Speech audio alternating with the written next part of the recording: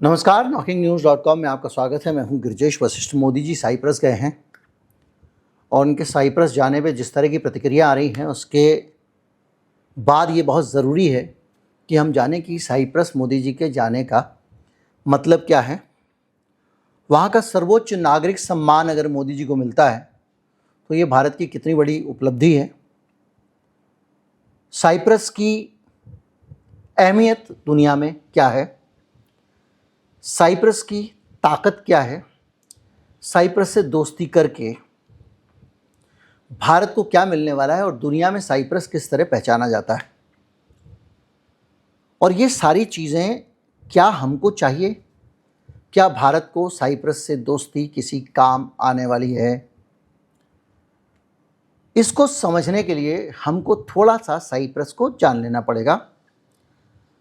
Cyprus European union का हिस्सा है, यानी वहाँ पर यूरोपियन यूनियन जो कानून बनाती है वो कानून चलते हैं। और साइप्रस का होना कई मायनों में मायने रखता है। कैसे रखता है समझें, लेकिन पहले साइप्रस को समझ लें। दिल्ली की आबादी करीब 2.25 करोड़ है, साइप्रस की आबादी 12 लाख है, यानी 10-15 साइप्रस खाली दिल्ली में आ जाएंगे, इतनी कम उसकी आबादी है। उसका क्षेत्रफल इतना छोटा है कि उत्तराखंड के अंदर 2-3 आ जाएंगे। उत्तराखंड भारत का कितना छोटा राज्य है समझ लें आप। हालत यह है कि वो 9,251 किलोमीटर है कुल, और भारत उससे 350 गुना बड़ा है। 350 गुना बड़ा, यानी अगर जानवरों में आप अंतर करें तो एक कछुआ और एक हाथी, इतना अंतर है। तो ये जो साइप्रस है, यहाँ पर मोदी जी गए हुए हैं और इसको यहाँ पर ये कह के हमारे यहाँ पे महिमा मंडित किया जा रहा है कि तुर्की का मुकाबला करेंगे साइप्रस में जाके मोदी जी। क्यों? क्योंकि साइप्रस तुर्की के बगल में है। जैसे कोई भूटान आए और भारत का मुकाबला करने के लिए आए, या म्यांमार आए भारत का मुकाबला करने के लिए आए, ये वाली स्थिति है। और वो वहाँ पर तुर्की है, लेबनान है, इन सारी चीज़ों से घिरा हुआ है, लेकिन एक यूरोपियन देश है। तुर्की भी यूरोप का गेटवे सा बन जाता है, लेकिन है दोनों मिडिल ईस्ट के देश। अब आप साइप्रस की समझ रहे होंगे कि पोजीशन क्या है। पूरा दस्तरखान लगा हुआ है, उस दस्तरखान पे एक छोटी सी जो प्याज होती है सिरके में डूबी हुई, बस वो एक प्याज का टुकड़ा है। अब इस साइप्रस का महत्व, पूरी दुनिया में साइप्रस क्यों जाना जाता है? पूरी दुनिया में साइप्रस की पहचान एक ऐसे देश के तौर पे है जो दुनिया में काले धन को सफ़ेद करने के राजधानी माना जाता है। इस मामले में वो बहुत सारे देशों से ऊपर है। साइप्रस दुनिया के बहुत सारे, कैमन आइलैंड हुआ, साइप्रस हुआ, ये दुनिया के बहुत सारे देशों में से अगुआ हैं, सबसे आगे। ये अपने यहाँ पर काले धन को सफ़ेद करने के बहुत सारे तरीके उपलब्ध करवाते हैं, और इस देश को टैक्स हेवन कहा जाता है। यानी टैक्स बचाना है तो साइप्रस एक बढ़िया उपाय है। साइप्रस में टैक्स कैसे बचता है और क्यों 2 नंबर का पैसा और मनी लॉन्ड्रिंग का पैसा, आतंकवाद का पैसा भी आप वहाँ सफ़ेद कर सकते हो, इसको हम समझते हैं। सरल तरीके से समझेंगे। साइप्रस दरअसल अपने यहाँ पर कंपनियाँ बनाने को बहुत आसान रखता है, यानी मुझे जाने की भी ज़रूरत नहीं है। मैं वहाँ से किसी एक वकील को साइप्रस के कहूँगा मुझे एक कंपनी खोलनी है, वहाँ उसका एक नाम रजिस्टर करा देगा और उसके नाम से एक बैंक अकाउंट खुलवा देगा, हो गई साइप्रस में मेरी कंपनी। साइप्रस में कॉरपोरेट टैक्स ना के बराबर लगता है, यानी अगर मैं वहाँ कंपनी खोलूँगा और वो कंपनी कुछ कमाएगी भी तो उस पर टैक्स नहीं देना पड़ेगा मुझे। टैक्स हेवन है वो, टैक्स का स्वर्ग। तो ऐसे में, और मैं वो जो कंपनी खोलूँगा वो कंपनी भी जो होगी, वो कंपनी किसकी है मैं अगर ना चाहूँ तो पता भी नहीं चलेगा।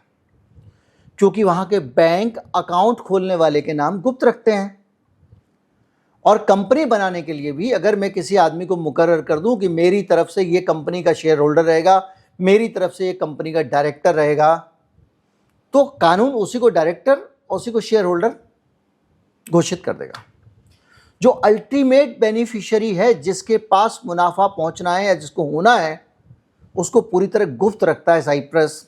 उसी से प्रेरित होकर मोदी जी ने हमारे देश में कुछ कानून बदले थे सेबी ने, और सेबी के उन कानूनों में अल्टीमेट बेनिफिशियरी जो है उसका जानना ज़रूरी नहीं रह गया था। इसीलिए अडानी की कंपनियों में जब हिंडनबर्ग रिपोर्ट आई तो पता नहीं चल पाया कि अडानी का जो पैसा साइप्रस की कंपनियों से आया है उसका असली मालिक कौन है, वो अडानी का ही है या किसी और कंपनी का है। तो जो साइप्रस में जब आप कंपनी खोलते हो इस तरह की कंपनी, तो आप जो भी काला धन है, हवाला के ज़रिए, ऐसे करके वैसे करके, या छोटे छोटे टुकड़ों में आप साइप्रस भेज दो, या आप किसी और देश भेजो और राउंड ट्रिपिंग करके घूम फिर के वो साइप्रस पहुंच जाए पैसा, और साइप्रस से भारत आएगा। कैसे आएगा वो मैं अभी बताता हूँ। तो ऐसे साइप्रस में आपकी कंपनी खुल गई। वहाँ पर शेल कंपनियाँ बहुत होती हैं। शेल कंपनियाँ मतलब एक डब्बा है और उसके अंदर मशीन नहीं लगी हुई है। कहना अब मैं रेडियो लाया हूँ साहब, ठीक है साहब, रेडियो है, लेकिन रेडियो के अंदर मशीन पुर्जा कुछ नहीं होगा, सिर्फ वो रेडियो होगा। यानी ऐसी कंपनियां जो सिर्फ छिलका हैं, यानी हैं तो कंपनी, मुनाफा भी कमाती हैं, बिजनेस कुछ नहीं करती हैं, ये कहलाती हैं शेल कंपनियां। तो साइप्रस में जो कंपनी खोलने का तरीका मैंने बताया, उससे बहुत सारी कंपनियां शेल कंपनियां बन गई। अब उस शेल कंपनी में मेरा जो यहाँ से पैसा मैंने भेजा अंबर नंबर 2 का, वो पैसा उस कंपनी के खाते में जमा हो गया, और कंपनी के खाते में जमा होते ही वो कंपनी बन गई 50 करोड़ की कंपनी या 100 करोड़ की कंपनी। अब वो 100 करोड़ की कंपनी जो है उसका मैं जो चाहूँ इस्तेमाल कर सकता हूँ। यानी उस 100 करोड़ की कंपनी को मैं किसी को 5 करोड़ में बेच भी सकता हूँ। अगर मैं किसी मंत्री को, नेता को, भ्रष्ट आदमी को 100 करोड़ की रिश्वत देना चाहता हूँ, तो मैं ऐसी साइप्रस में एक कंपनी जनरेट करूंगा, उसको 5 करोड़ में बेच दूंगा। मेरी कंपनी में बेच रहा हूं, और वो कंपनी मैं बेच रहा हूं ये भी नहीं, मेरा एक प्रतिनिधि बेच देगा, मेरा नाम भी नहीं आएगा कहीं पे। लेकिन तो ये तो हो गया रिश्वत देने का एक तरीका। वही शेल कंपनियां दूसरे तरीके से भी काम करती हैं, जैसा कि आरोप हमारे देश में गौतम अडानी के ऊपर लगा था हिंडनबर्ग रिपोर्ट में। 2 कंपनियां सामने आई थीं जो हैं विनोद अडानी की कंपनियां। विनोद अडानी साइप्रस के नागरिक हैं। नागरिकता उन्होंने वहां खरीदी। वहां 8-8.5 करोड़ रुपए दे के वो आपको गोल्डन वीजा टाइप का, जैसे आजकल ट्रम्प कह रहा है अमेरिका में दूंगा, वो दे देते हैं और कहते हैं आप हमारे यहाँ के नागरिक हो गए। और वहां की नागरिकता लेने का मतलब ये है कि साइप्रस यूरोपियन यूनियन का मेंबर है। तो आपने 8-8.5 करोड़ रुपया दे के, रुपये बोल रहा हूँ, 8.5 करोड़ दे के आपने पूरे यूरोप की नागरिकता एक तरह से खरीद ली। क्योंकि यूरोपियन यूनियन का मेंबर अगर कोई देश है तो वो उस देश का नागरिक पूरे यूरोप में बगैर वीज़ा के यात्रा कर सकता है। तो आप यूके जाओ आराम से, जर्मनी जाओ, फ्रांस जाओ, लग गई आपकी लॉटरी। 2020 तक साइप्रस इस तरह की नागरिकताएं बेच रहा था, और ये नागरिकता वहाँ की जो है फिर यूरोपियन यूनियन ने बंद कराई। कहा भैया ये बंद करो आप, ये ड्रामा गलत है ये, क्योंकि आप तो सबको हमारे यहाँ घुसा दे रहे हो, सिक्योरिटी के खतरे आएंगे। फिर इसके बाद एक जांच हुई साइप्रस में कि जिनको नागरिकता बेची गई 50% से ज़्यादा लोग संदिग्ध निकले।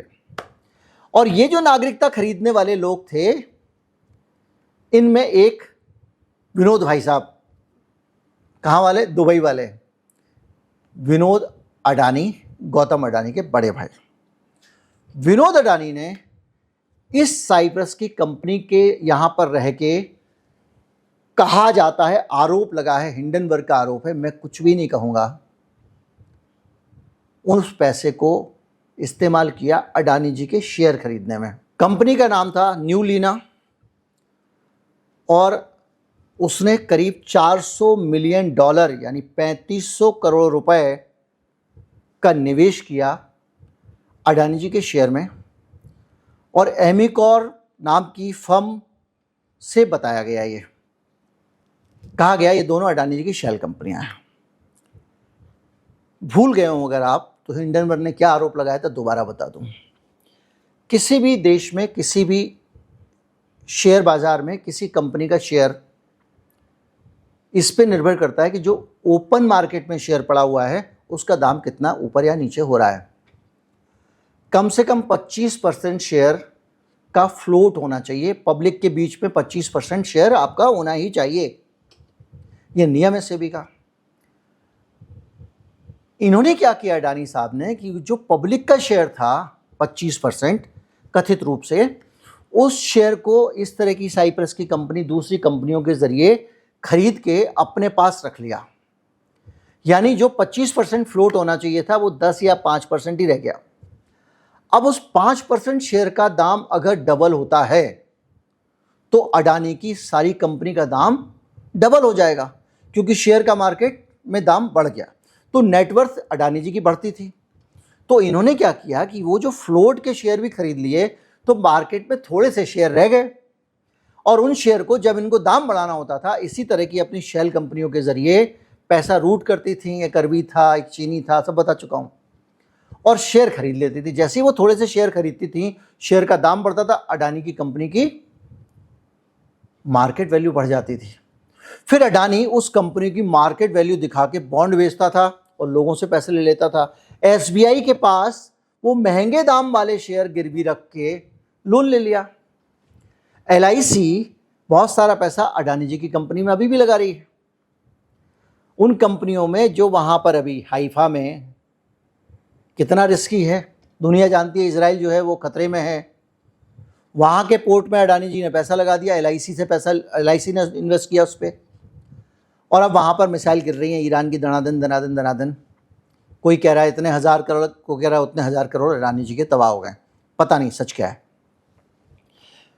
तो ये जो पैसा आया, ये विनोद भाई साहब की उस कंपनी से आया। अभी विनोद भाई साहब की नागरिकता को लेकर भी वहां पे विवाद चल रहा है, साइप्रस में रहेगी कि जाएगी पता नहीं। तो ये जो कंपनी है, ये इसके ऊपर हिंडनबर्ग ने जो बताया था कि कैसे ये शेयर के दाम बढ़ाते घटाते रहते थे, उसमें साइप्रस की कंपनियां इस्तेमाल होती थी। किस साइप्रस की? जहां मोदी जी अभी यात्रा के लिए गए हैं। अब मोदी जी यात्रा पे गए हैं तो जयराम रमेश कांग्रेस पार्टी वाले ट्वीट करके कह रहे हैं कि वहां पे जो जांच चल रही है साइप्रस में अडानी साहब की, उनको बचाने की कोशिश हो रही है। अब साइप्रस कैसे बचा सकता है? तो उसमें एक पेच है कि जो सेबी है वो जांच कर रही है। किस मामले की? हिंडनबर्ग मामले की। सुप्रीम कोर्ट ने कहा सेबी सबसे बढ़िया जांच कर सकते हैं, इसी से करवाएंगे। ठीक है साहब। आज लोगों ने कहा सुप्रीम कोर्ट में इसको जांच दे दो, ना ना सेबी से कराएंगे। अब सेबी जो है साइप्रस को कहती है कि भैया हमको जानकारी दो, इन कंपनियों का अल्टीमेट बेनिफिशियरी कौन था। जबकि भारत में सेबी खुद कानून बदल चुकी है कि कोई अल्टीमेट बेनिफिशियरी पता ही ना कर पाए। यानी अडानी जी अपने शेयर अगर दूसरे आदमी को बेच के खरीदवा लें तो ये माना जाएगा कि वो दूसरे आदमी ने खरीदे, ये नहीं माना जाएगा खरीदवाए किसने। इस पर बहुत बहस हो चुकी है उस वक्त जब हिंडनबर्ग का टाइम आया था, हमने आपको बताया था। अब हम उससे पूछ रहे हैं कि अल्टीमेट बेनिफिशियरी बताओ, जिस देश में बताने का रिवाज नहीं है। हो ना हो रिवाज, लेकिन हमको वो सूचनाएं देने में साइप्रस लटकाए पड़ा है, लटकाए पड़ा है, लटकाए पड़ा है। भारत को वो सूचना देने को तैयार ही नहीं है। और जब तक साइप्रस से इन कंपनियों का जो इन्वेस्टमेंट है, एक मोटा इन्वेस्टमेंट है, 35,000 करोड़, कम नहीं होता। अगर ये इन्वेस्टमेंट वहाँ से आ रहा है भारत में और हमको ये पता नहीं चलेगा कि ये पैसा अडानी का था या नहीं था, तो हम अडानी को कैसे जान पाएंगे कि उनकी गलती थी या विनोद अडानी ने अपने शेयर जानबूझ के बढ़ाए थे या नहीं बढ़ाए थे। तो हिंडनबर्ग के पूरे खुलासे की जो जांच है उसमें साइप्रस अड़ंगा बना हुआ है। हमारे यहाँ की जो भी जांचें होती हैं उसमें ऐसी अड़ंगा बन जाता है मामला। फ्रांस में राफेल की जांच हो रही है कि उसकी खरीद में भारत में भ्रष्टाचार हुआ कि नहीं हुआ, तो वो भारत सरकार से जानकारी मांग रहे हैं, तो भारत सरकार भी लटकाए पड़ी है। जानकारी देंगे तो घोटाला मालूम पड़ जाएगा किस आदमी ने पैसा लिया है नहीं लिया है। तो इस वजह से एक शक का सवाल ये उठ रहा है कि वहां साइप्रस क्यों गए मोदी जी? क्या साइप्रस की सरकार से कुछ सेटिंग हो रही है? ये सवाल उठ रहे हैं। क्या साइप्रस जो है वहां जाने के बाद मोदी जी अडानी जी के लिए कुछ बचाने का उपाय कर रहे हैं? क्या बड़े भाई साहब जो हैं, बड़े भाई साहब, उनके केस में, विनोद भाई साहब के केस में जो विवाद चल रहा है, जांच चल रही है, उसमें उनको कुछ राहत मिल जाएगी। ये बहुत सारे सवाल हैं जो इस वक्त अलग अलग तरफ से उठ रहे हैं। मैं ये नहीं कहूँगा कि ये सवाल क्या है क्या नहीं है, लेकिन मेरा ये था बताने का मकसद कि अभी जो है इतने विवादास्पद उद्योगपति अडानी जी का नाम उस साइप्रस से जुड़ा हुआ है, और वो साइप्रस क्या है जहां मोदी जी गए थे, तो मैंने आपको बता दिया कि वो साइप्रस है क्या भला, और भारत के सामने उसका साइज, उसकी हैसियत क्या है। उम्मीद करता हूं सब समझ गए होंगे आप, और बहुत कुछ कहने की जरूरत नहीं पड़नी चाहिए, आदमी को अपने आप भी समझना चाहिए, और मेरे दर्शक बगैर कहीं समझ जाते हैं। नमस्कार, जय हिंद।